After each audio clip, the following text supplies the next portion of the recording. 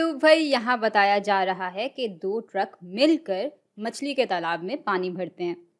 अगर दोनों ट्रक साथ में काम करें तो तालाब भरने में 12 मिनट लगते हैं। लेकिन अगर दोनों ट्रक अलग अलग काम करें तो उनमें से एक ट्रक दूसरे ट्रक से 10 मिनट जल्दी पानी भर देता है। और अब हमसे पूछ रहे हैं कि हर ट्रक अलग अलग कितना वक्त लगाता है पानी भरने में।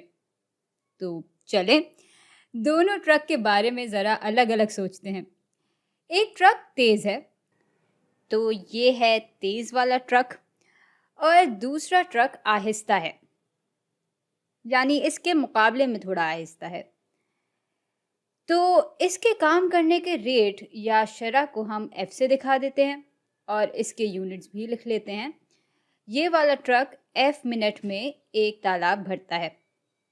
अच्छा, अब ये दूसरा ट्रक पहले ट्रक के मुकाबले में मज़ीद 10 मिनट लगाता है तालाब में पानी भरने में, यानी ये एफ जमा 10 मिनट में एक तालाब में पानी भरता है। अच्छा, इन रेट्स को हम उलट भी सकते हैं, यानी हम ये भी कह सकते हैं कि ये ट्रक एक तालाब में पानी एफ मिनट में भरता है, जबकि ये ट्रक एक तालाब में पानी एफ जमा 10 मिनट में भरता है। अच्छा, अब दोनों जब साथ मिलकर पानी भरते हैं तो एक तालाब में 12 मिनट में पानी भर जाता है, यानी इनका कंबाइंड रेट बराबर है 12 मिनट बटा एक तालाब के। या हम ये भी कह सकते हैं कि इसका कंबाइंड रेट बराबर है एक तालाब बटा 12 मिनट के। अच्छा, अब अगर हम 1/f और 1/f जमा 10 को आपस में जमा करते हैं तो ये भी तो दोनों ट्रक का कंबाइंड रेट ही होगा, है ना? तो ये असल में बराबर होगा 1/12 के।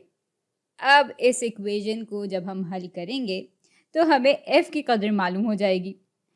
तो भाई सबसे पहले f को डिनोमिनेटर से हटा देते हैं और इसको हटाने के लिए हम इक्वेशन के दोनों हिस्सों को f और f जमा 10 दोनों से ही ज़रब देंगे। इसको जब हम ज़रब देंगे 1/f से तो पीछे f जमा 10 रह जाएगा, और इसको जब हम ज़रब देंगे 1/f जमा 10 से तो पीछे f रह जाएगा। और इक्वेशन के इस तरफ f ज़रब f बराबर हो जाएगा f स्क्वायर के, और f ज़रब 10 बराबर हो जाएगा 10f के। अच्छा, अब साथ ही साथ इक्वेशन के दोनों हिस्सों को हम 12 से भी ज़रब दे देते हैं ताकि ये भी डिनोमिनेटर से हट जाए। तो इन ब्रैकेट्स को जब हम खोलेंगे तो हमारे पास 12f जमा 120 जमा 12f आ जाएगा, और ये पूरी चीज़ बराबर हो जाएगी भाई, यहाँ ये 12 और ये 12 आपस में कट जाएंगे और पीछे f स्क्वायर जमा 10f रह जाएगा। अच्छा, तो अब क्या करें भाई? इक्वेशन का ये हिस्सा मज़ीद सुलझ सकता है।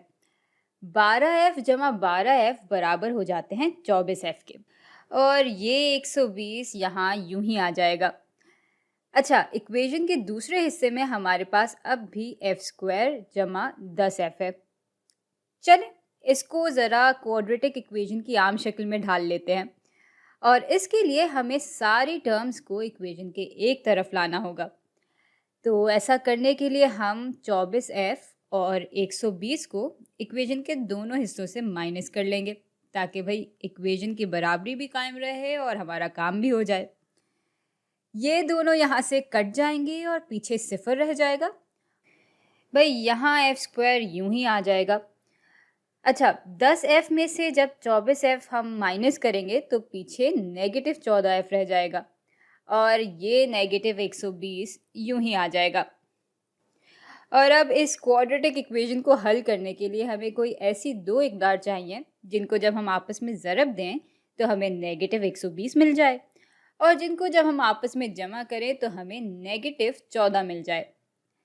भाई मेरी नज़र में एक टर्म नेगेटिव 20f है और एक टर्म पॉजिटिव 6f है, और इसको जब हम फैक्टर करेंगे तो फिर यही एक्सप्रेशन कुछ इस तरह का दिखने लगेगा जिसमें f माइनस 20 को ज़रब दिया जा रहा होगा f जमा 6 से, और ये अब भी सिफर के ही बराबर होगा। तो अब या f माइनस 20 बराबर होगा सिफर के, या f जमा 6 बराबर होगा सिफर के। इसको हल करेंगे तो f बराबर हो जाएगा 20 के, और इसको हल करेंगे तो f बराबर हो जाएगा -6 के। भाई -6 तो हो ही नहीं सकता। भाई वक्त को हमें पॉजिटिव में ही लेना होगा, क्योंकि यहाँ रफ्तार नेगेटिव में नहीं है। खैर, तो ये तेज़ वाला ट्रक 20 मिनट में एक तालाब में पानी भरता है, और चूंकि ये ट्रक उससे 10 मिनट ज़्यादा लगाता है पानी भरने में, तो ये 30 मिनट में एक तालाब में पानी भरेगा।